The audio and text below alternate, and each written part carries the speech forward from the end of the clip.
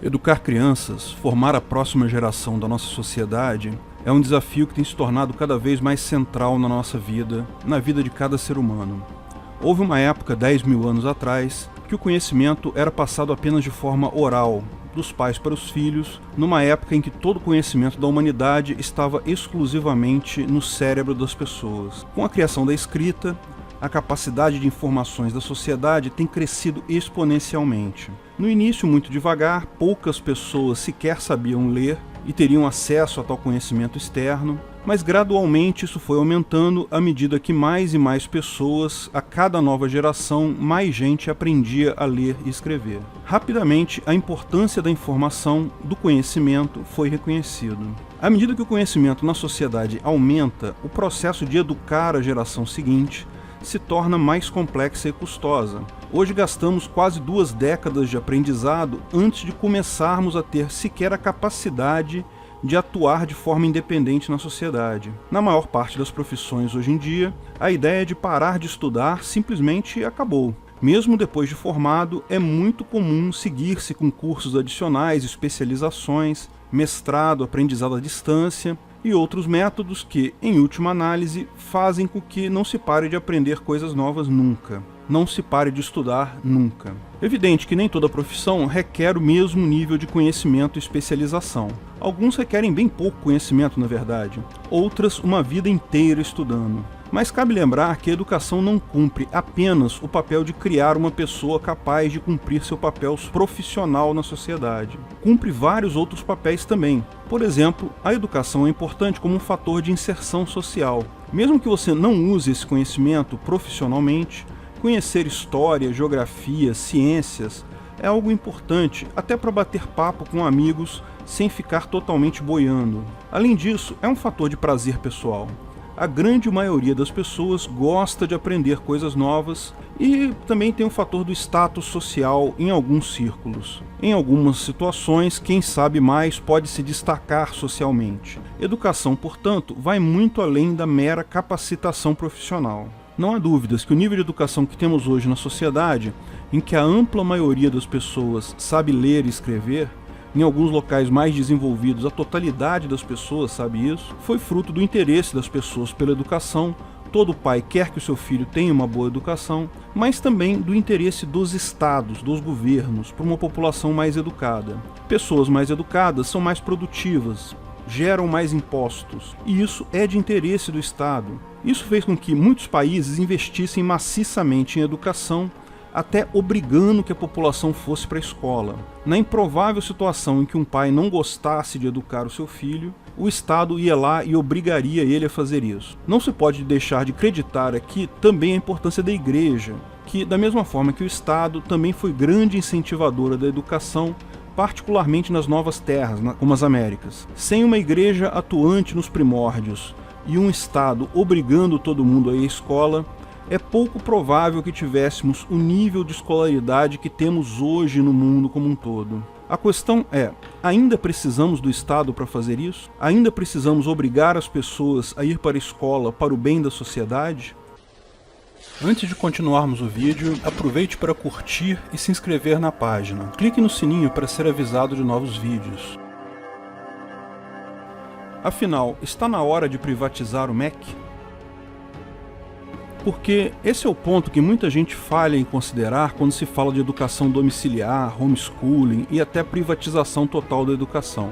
É verdade que você, pai preocupado, que quer o melhor para os seus filhos, vai se desdobrar para educá-los da mesma maneira, mesmo que não existisse Estado te obrigando a isso. Mas, embora a imensa maioria dos pais seja responsável e queira o melhor para sua prole, evidentemente isso não é o caso de 100% dos pais. Uma minoria ainda significativa de pais que vão de fato negligenciar a educação dos filhos. O Estado, ao cobrar imposto de todo mundo e dar educação gratuita, bem ou mal, por motivos certos ou errados, cumpre em parte esse papel de incentivar pessoas a colocar os filhos na escola. Digo que cumpre em parte porque, por um lado, há situações em que o Estado prefere não educar criança. Conscientemente, de forma proposital, ele deixa de educar filhos de indígenas de tribos não contactadas. E, por outro lado, O que ele entrega é apenas um arremedo de educação, com uma qualidade baixa, entupido de ideologias pró-Estado, lógico, porque o Estado ensinaria às crianças que ele é algo ruim, não é mesmo? Ao contrário, a educação na rede pública é muito mais um condicionamento para favorecer o Estado, cantar o hino nacional e essas besteiras. Mas será que se abrirmos mão do Estado, vamos ter crianças regredindo à idade das trevas, não estudando, pais que não educam seus filhos, que deixam seus filhos sem estudo? Lógico que não. Me parece óbvio que a decisão sobre se uma pessoa deve estudar ou não deve partir da mesma. Cada um sabe o que é melhor para si. Uma vez que a pessoa tenha atingido a capacidade mental plena, isso é, a maioridade, ela seja capaz de tomar decisões por si própria, cabe apenas a ela a decisão sobre se vai gastar seu tempo e recursos estudando ou não. Ninguém tem nada a ver com isso. A questão é que a criança pequena ainda está sob a tutela dos pais. E aí se coloca essa questão. Pode o pai decidir, em nome do filho, que esse não tem interesse em estudar? O pai, como tutor, claro, como ressaltamos no vídeo, como resolver o problema da maioridade, o tutor deve sempre tomar decisões no interesse do tutelado. Mas ele ainda pode questionar, mas seria interesse do tutelado, do filho, estudar? Será que o pai pode dizer, eu achei que o meu filho não ia querer estudar e por isso não fiz nada? Novamente, lógico que não. Pode-se assumir sempre que, para qualquer pessoa sem capacidade de tomar decisões, quando alguém vai tomar uma decisão em nome dessa pessoa, só há um critério óbvio para estabelecer o interesse dessa pessoa, que é ganhar a capacidade para tomar decisões. Sempre que uma pessoa é incapaz, seja porque é criança e ainda não atingiu uma idade adequada, seja porque sofreu um acidente e está temporariamente incapacitado de tomar decisões, quando outras pessoas tomam decisão em nome dessa pessoa, essa decisão precisa ser sempre no sentido dessa pessoa ganhar a capacidade para tomar decisões. Falamos isso no mesmo vídeo que eu já falei antes, como resolver o problema da maioridade. Qualquer decisão que o pai toma em nome do filho deve ser sempre no sentido de capacitá-lo a tomar decisões por si só.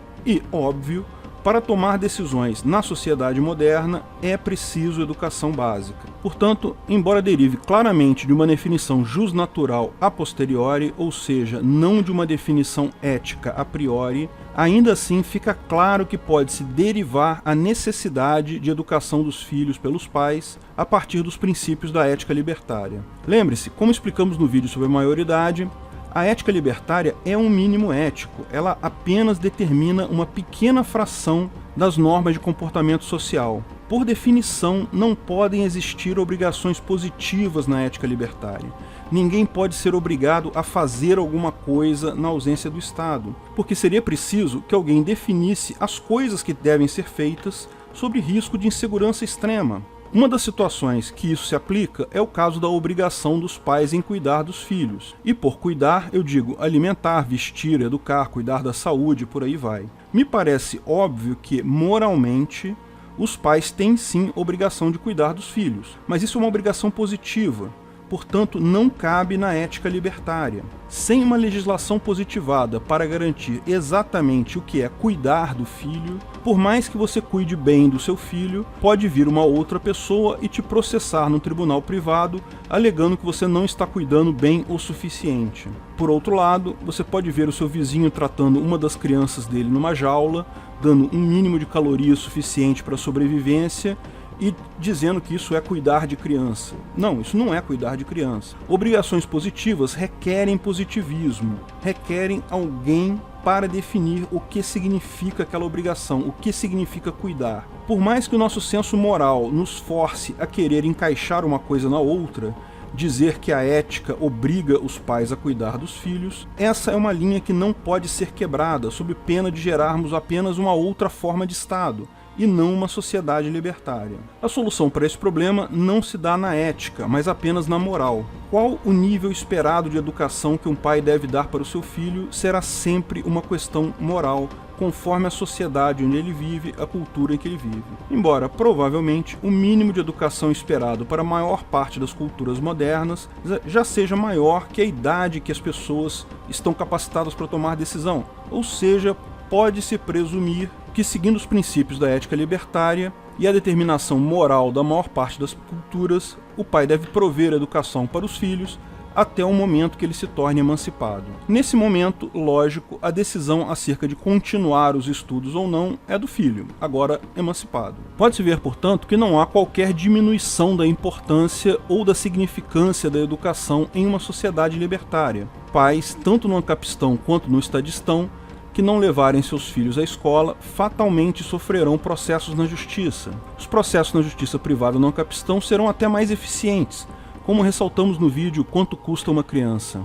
posto que qualquer pessoa pode processar um pai inepto e ganhar dinheiro com isso. Mas tudo isso é possível numa sociedade libertária porque vivemos hoje numa sociedade de informação ampla e barata. Não vejo problema em reconhecer a importância do Estado durante a era da informação restrita e cara, que reinou na nossa sociedade até um tempo atrás. Não tenha dúvidas de que, entre a sociedade onde ninguém sabia ler nem escrever, até uma sociedade como temos hoje, em que a imensa maioria sabe isso e muito mais, o papel da máfia estatal forçando pessoas a estudar, mesmo sendo antiético, foi positivo.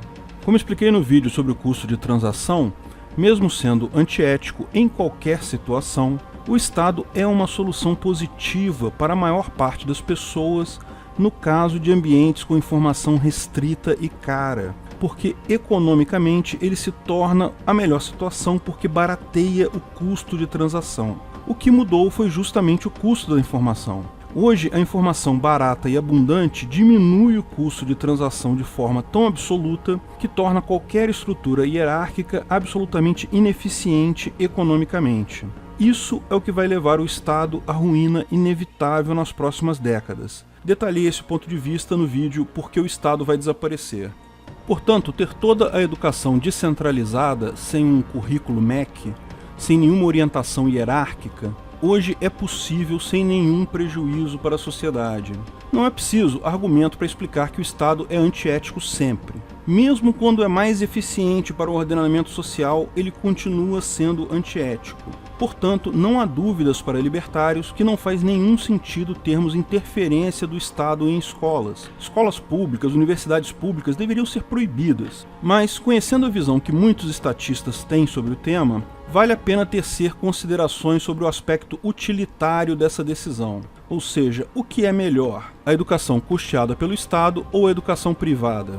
O homeschooling, a educação domiciliar, é melhor que a educação na escola? Há aspectos diferentes a se considerar. Reparem que, por homeschooling, entende-se mais do que a possibilidade de pais educarem seus filhos em casa. Também é possível que pais contratem professores para isso, e até que grupos de pais se unam e contratem professores para seus filhos, fazendo uma mini escola fora da estrutura oficial do governo. Certamente tal tipo de educação, supervisionado diretamente pelos pais, mais diretamente com os professores contratados e, portanto, que precisam produzir trabalho de qualidade, gera uma educação melhor que a maior parte das escolas. Some-se a isso a ausência de professores doutrinadores na educação dos filhos. Mas também é verdade que a criança pode não ter o desenvolvimento social, o contato com crianças de outras culturas, outras raças, outras visões do mundo, que vem junto com a escola tradicional. Isso é, sem dúvida, um ponto negativo, mas que pode ser facilmente suprido por outros círculos de amizade. Meus filhos jogam LOL xingando jogadores do Peru, do Japão, dos Estados Unidos e de Uganda. Impressionante como esses jogos multiplayer ensinam sim regras de convivência em grupo. E o melhor, sem o contato físico, que para crianças pequenas costuma ser bastante traumático. Quem já foi vítima de bullying na escola sabe como é. Poder exercitar o lado social sem o custo físico disso me parece, na verdade, uma coisa muito boa. Portanto, do meu ponto de vista, sim, a educação domiciliar é muito melhor que a educação em escola tradicional. Mas essa decisão é de cada um, e esse é o ponto importante. Na liberdade, se você acha que o aspecto social de uma escola tradicional é melhor, matricule os seus filhos em uma. Se você acha que o padrão mais alto da educação domiciliar prevalece, então eduque seus filhos em casa. Socialistas adoram tomar decisões por você. Se eles não gostam de armas, ninguém pode ter armas. Se eles não gostam de educação domiciliar, ninguém pode fazer. Não é isso que propomos. O que propomos não é o contrário do que eles querem. Numa sociedade libertária, favorecemos a liberdade. O socialista pode continuar educando o filho dele no mesmo colégio tradicional apinhado de professores marxistas. Ele só não pode obrigar todas as outras pessoas a fazer o mesmo. Muitos estatistas apontam como a principal objeção o aspecto do custo. Ensino é algo caro, se privatizarem todas as escolas, os preços vão ficar altos e as pessoas pobres ficam incapazes de se educar por falta de dinheiro. É muito fácil mostrar o erro desse argumento, porque escola pública não é de graça, não é gratuita. Ela tem professores que recebem salários, tem um prédio que foi comprado ou construído, portanto tem um custo, tem custo de energia elétrica, de água, de manutenção, nada disso é gratuito. Lógico, o governo paga todas essas coisas com o valor dos impostos, mas essa é a parte mais cruel. Os pobres são os que mais pagam contribuição de impostos percentual ao próprio rendimento. A maior parte do salário dos pobres já é para pagar escola de qualquer forma hoje, porque já é para pagar impostos ao governo. Mas o pior disso é que, justamente por ser pública, a escola é absolutamente ineficiente. Como já falamos em outros vídeos, quando uma pessoa gasta o dinheiro de outras pessoas para outras pessoas, essa é a forma mais ineficiente possível de se alocar dinheiro. Só se tomam decisões ruins nessa situação. As escolas públicas e, particularmente, as universidades públicas são celeiros de funcionários públicos gadosos, relapsos e caros, que ganham muito e não têm absolutamente nenhuma cobrança por resultado final. Isso acaba resultando em um serviço de péssima qualidade. Dessa forma, no sistema atual, os pobres já pagam uma fortuna pela educação e pagam por uma educação absolutamente de péssima qualidade. Pior que isso, muitas vezes pagam para os filhos dos ricos estudarem em universidades públicas. Ah, mas se privatizar as universidades e escolas todas, o governo vai continuar cobrando impostos, porque o governo jamais diminuiria os impostos, portanto melhor deixar como está. Sim, nesse ponto eu concordo. Muito pouco provável que a privatização de alguma coisa leve à diminuição de imposto. O que temos que fazer é o contrário. Com a informação descentralizada, cada vez mais e mais pessoas vão trabalhar, ganhar dinheiro, gastar dinheiro em mercados na dark web, longe das vistas do governo. Vão fazer isso porque é cada vez mais simples usar esses mercados. E o fato de ser um livre mercado traz competição e qualidade. Além, óbvio, da impossibilidade de tributação pelo governo. O processo é, ao contrário, a sociedade vai naturalmente asfixiar o governo que, incapaz de arrecadar, não terá outra opção que não seja privatizar as universidades e escolas públicas. Isso será realmente um grande dia. Não vejo a hora de chegarmos a esse ponto, mas acho que ainda não estamos lá. A pergunta se já é a hora de privatizar a educação, bem, já passou da hora, há muito tempo. Mas não vai acontecer agora. Vamos ter que esperar mais 20 a 30 anos, quando certamente o governo, asfixiado pela incapacidade de arrecadar, não vai ter outra alternativa que não seja isso. Lógico, ninguém precisa do MEC.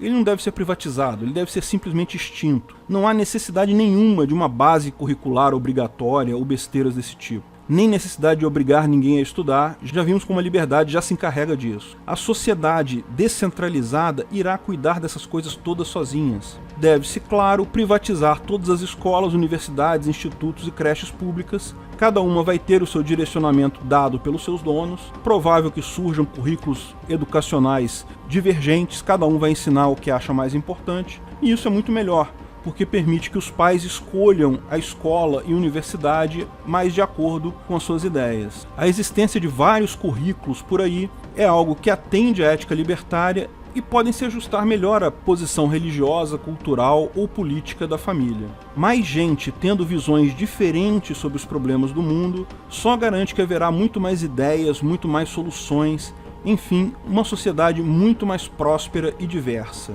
Isso sim é diversidade do bem. Ninguém precisa se preocupar com a decisão sobre privatizar ou não o MEC.